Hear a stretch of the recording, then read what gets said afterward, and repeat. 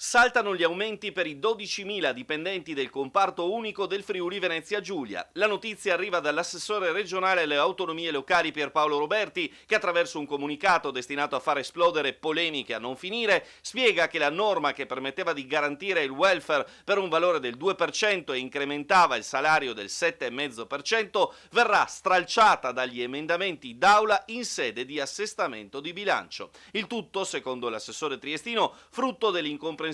e irresponsabile atteggiamento di alcune organizzazioni sindacali, si parla di CGIL e CISAL, che pregiudicano un lavoro durato mesi e fatto di confronto tra le parti sociali, tecniche e contabili. Ho chiesto ai sindacati di esprimersi su questa proposta, purtroppo ci sono delle sigle che si sono sfilate e hanno detto no, che non era ancora sufficiente. Questo ovviamente però porta all'impossibilità di arrivare la prossima settimana in legge di assestamento con questa nuova proposta e quindi di fatto ferma e blocca totalmente la trattativa e la possibilità per oltre 12.000 dipendenti del comparto di riuscire finalmente ad avere un aumento adeguato e dall'altra parte anche un welfare che era aspirato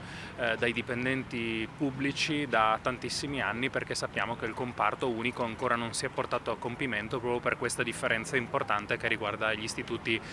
di welfare. Alle cifre relative agli aumenti, numeri ben superiori a quelli previsti a livello nazionale, secondo la Regione, si era arrivati costruendo una norma che non soltanto stanziava i fondi, ma li giustificava con diversi indici di crescita e produttività del Friuli Venezia Giulia per poter arrivare solidi, nel caso, alla certificazione della Corte dei Conti. I rappresentanti di CGIL dicono è tutta responsabilità dell'assessore. Certamente, è facile, è il gioco delle parti. La realtà è che sanno bene